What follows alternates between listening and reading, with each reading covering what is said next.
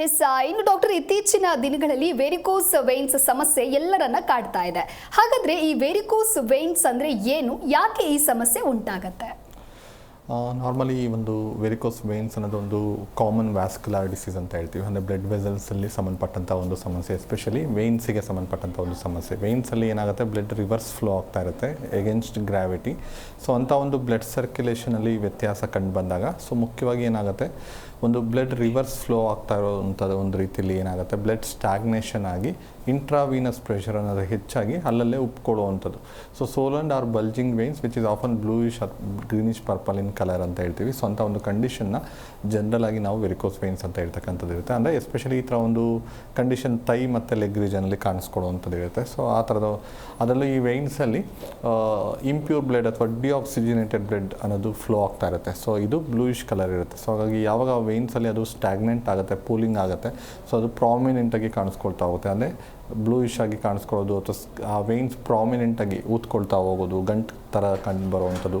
Vane ಯಾವೆಲ್ಲ ಜಾಗಕ್ಕೆ ಹರಡ್ಕೊಂಡಿದೆ ಆ ಕಡೆಲೆಲ್ಲ ಅದು ಗಂಟು ರೀತಿ ಕಂಡು ಬರುವಂಥದ್ದು ಕಾಮನ್ ಆಗಿ ನಾವು ನೋಡ್ತಕ್ಕಂಥದ್ದು ಇರುತ್ತೆ. ಸೊ ಅಂಥ ಒಂದು ಕಂಡೀಷನ್ನೇ ವೆರಿಕೋಸ್ ವೇನ್ಸ್ ಅಂತ ಕಾಮನ್ ಆಗಿ ಹೇಳ್ತಕ್ಕಂಥ. ಓಕೆ ಡಾಕ್ಟರ್, ಇನ್ನು ವೆರಿಕೋಸ್ ವೇನ್ಸ್ ಸಮಸ್ಯೆ ಇದೆ ಅಂತ ಹೇಳಿ ಗೊತ್ತಾಗೋದು ಹೇಗೆ?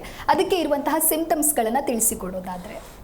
ರೋಗ ಲಕ್ಷಣಗಳನ್ನ ನಾವು ನೋಡಿದಾಗ, ಹೀಗೆ ಹೇಳಿದಾಗೆ ತುಂಬ ಜನರಲ್ಲಿ ಕ್ಲಿಯರಾಗಿ ಹೇಳ್ಬೋದು. ಅಂದರೆ ಇವರಲ್ಲಿ ವೇನ್ಸ್ ಊದ್ಕೊಳ್ತಾ ಇದೆ, ಅದ್ರಲ್ಲಿ ಟೈ ಮತ್ತು ಲೆಗ್ ರೀಜನಲ್ಲಿ ಕಾಣಿಸ್ಕೊಂಡಾಗ. ಬಟ್ ಏನಾಗುತ್ತೆ, ಒಂದೊಂದು ರೀತಿಯಲ್ಲಿ ಕಾಣಿಸ್ಕೊಳ್ತಾ, ಅಂದರೆ ಗ್ರ್ಯಾಜುವಲ್ ಆನ್ಸೆಟ್ ಅಂತ ಹೇಳ್ತೀವಿ, ನಿಧಾನಕ್ಕೆ ಶುರುವಾಗುತ್ತೆ. ಒಂದೊಂದು ಜಾಗದಲ್ಲಿ ಆ ಒಂದು ವೇನ್ ಊದ್ಕೊಂಡು ನಂತರದಲ್ಲಿ ಕಂಟ್ರೋಲಿಗೆ ಬರಲಿಲ್ಲ, ಮತ್ತೆ ಅದೇ ಥರದ ಒಂದು ಅದು ಪ್ರೋಗ್ರೆಸ್ ಆಗ್ತಾ ಇದೆ ಅಂದಾಗ ಆ ವೇನ್ ಯಾವ ಕಡೆಯಲ್ಲೆಲ್ಲ ಹರಡ್ಕೊಂಡಿರುತ್ತೆ ಆ ಕಡೆಯಲ್ಲೆಲ್ಲ ಅದು ಗ್ರ್ಯಾಜುವಲ್ ಆಗಿ ವೇನ್ ಊದ್ಕೊಳ್ತಾ ಹೋಗುವಂಥದ್ದು ಒಂದು ಕಡೆ. ಇನ್ನೊಂದು ಸಿಂಪ್ಟಮ್ಸ್ ಅಲ್ಲಿ ಅಂದರೆ ಅವ್ರು ಎಕ್ಸ್ಪೀರಿಯನ್ಸ್ ಮಾಡೋ ಥರದ್ದು, ಅಂದರೆ ಎಸ್ಪೆಷಲಿ ನಿಂತ್ಕೊಂಡಿದ್ದಾಗ ಅವ್ರು ನಡೆಯುವಾಗ ಆ್ಯಕ್ಟಿವಿಟೀಸ್ ಮಾಡುವಾಗ ಯಾವುದೇ ಥರ ತೊಂದರೆ ಆಗೋದಿಲ್ಲ.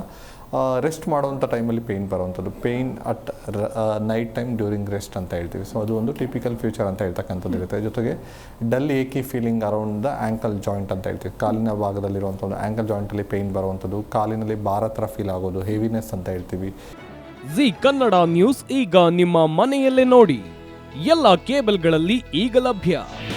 ನಿಮ್ಮ ನೆಚ್ಚಿನ ಜಿ ಕನ್ನಡ ನ್ಯೂಸ್ ಈಗ ಸನ್ ಡೈರೆಕ್ಟ್ ನಲ್ಲಿ number 292, Tata Play number 1664, Jio TV number 1334, NXT digital number 30, in cable number 30, City Networks 51, U digital number 162, GTPL number 17, Rockline telecommunications number 42, Shri Basaveshwara cable number 168, rural cable network 60, Vinayaka digital 57, Abhishek cable 821, city channel 53, Siddeshwara cable network 57, ವಿ4 digital Infotech 628, Surya digital networks 53, Gajanan digital number 836, Malnad Infotech private limited number